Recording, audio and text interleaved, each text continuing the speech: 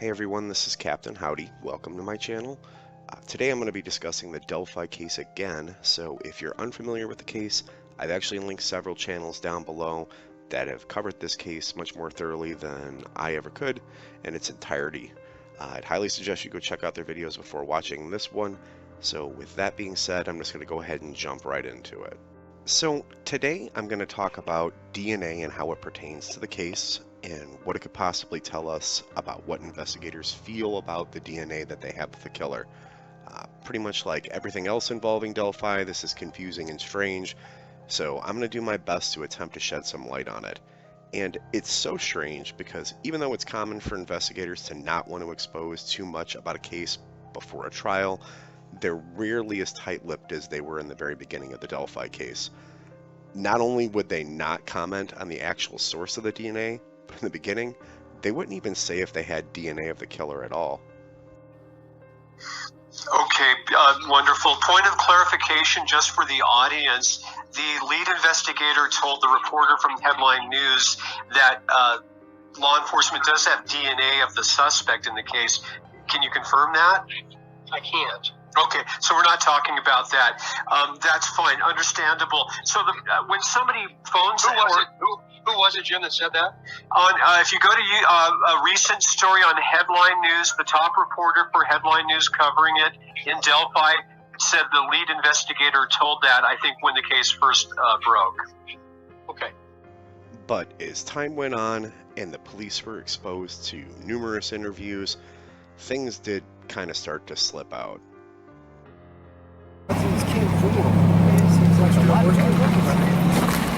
You know, it's just one of those situations when we got a case that this person's never apparently committed a crime before. We have, You would feel that he had never committed a crime, he has no DNA in the database? Well, I can't comment on that, but I'm just saying that's what it looks like. I mean, there's a possibility he's done something, but we can't find no traces of it. That was my first thought. I thought anybody at that age that would commit a crime like that would have priors. Well, you never know. You got to start somewhere. I'm not the jury. All we do is collect evidence. No, right, but that's why I was just wondering if there was anything that you could share upon that. Not at this point in time. Okay. But appreciate you asking. I have keep my eyes on it. So. Why would the police be so tight-lipped about the existence of DNA? Admitting that they had it wouldn't compromise the integrity of the case at all. DNA isn't subjective, it's not open to interpretation. It's almost as if they viewed the DNA they had as weak. But DNA evidence is rarely considered weak evidence, so what could cause them to act so strangely about it? And in this interview with Doug Carter, I believe he touches on the reason why. I know that we have the human element, we have a very solid science element. We're using every capable process that we have from a scientific perspective, as everyone would expect us to, and we will continue to do that until there's nothing left to do. Would that include DNA? It does. Was DNA found at the scene? It includes DNA. Is it possible that an item containing DNA was found somewhere other than the actual murder site? Because that would explain a lot. It definitely would explain why they're so hesitant to discuss the existence of DNA in the first place. What if it was weak, not because it's tainted a partial sample, but because the police would actually need to prove that that item containing the DNA was actually connected to the murder site? Would that include DNA? It does. Was DNA found at the scene? It includes DNA. If the source of the DNA came from an item that police believe came from the killer, but was discarded somewhere else, it would be much more difficult to make an arrest based solely on a DNA match. Would that include DNA? It does. Was DNA found at the scene? It includes DNA. If the DNA was recovered from a secondary location, then it might not be enough to make an arrest based solely on DNA. It would allow police to narrow down suspects, possibly single out someone, especially if they felt really strongly that they had the right person, but it might not be enough to secure a conviction. Using familial DNA techniques like the same one used to catch the Golden State Killer would be enough to point them in the right direction, but in the end, they would still need more evidence.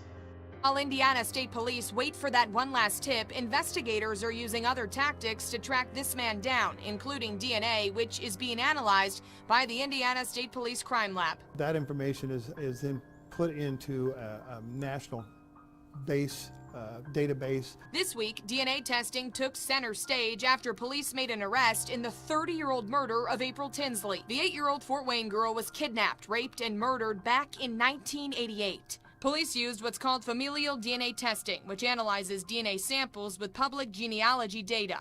That information led them to John Miller, who confessed to the crime. I asked Indiana State Police Sergeant Kim Riley if his investigators are using that test in the Delphi case. It's something we are using in cases. Are we using it in this specific case? I'm not going to say one way or the other.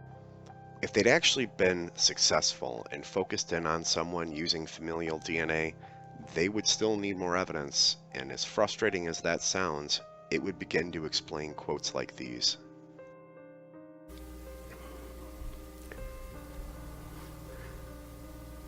Directly to the killer, who may be in this room. We believe you are hiding in plain sight.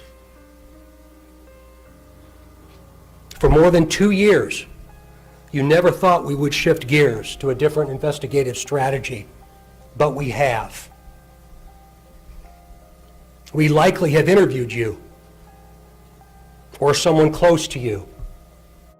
You said something during the briefing that struck me, that you feel like the investigators may have talked to him. Do you think that at some point or since then that one of your guys has gotten in front of this person and asked him questions? And if so, then how, at that point, did it not lead to an arrest, and how could it moving forward? Well, I think it's likely. I think it's likely. There's a lot of opinions out there. There's a lot of subjective opinions. There's a lot of analysis being done, which we're trying to encourage folks to not do those kinds of side-by-side analysis.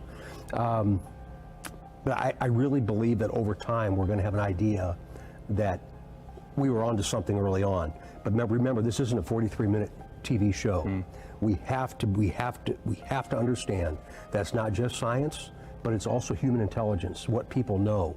Somebody knows whose body that is, Scott. Somebody knows. If you take the head off of a person that you know, you'll recognize the body, whether it be your dad, your brother, your uncle, your friend, your neighbor, your coworker.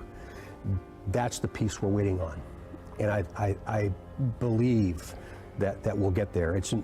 There is an extraordinary group of people up there that's doing this work, and I believe they're going to come to a successful resolution. You mentioned We also believe this person is from Delphi, currently or has previously lived here, visits Delphi on a regular basis, or works here.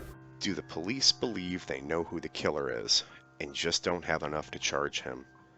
It would be highly unlikely to have no idea at all after doing familial DNA testing. Maybe they had someone in mind when they said that they've likely talked to the killer or someone close to them.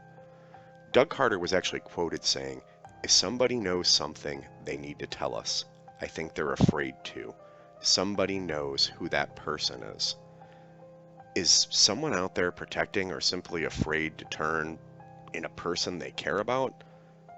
Could one person out there be the alibi that's preventing an arrest right now? I can't help but wonder if Sergeant Carter had a specific person in mind when he said this.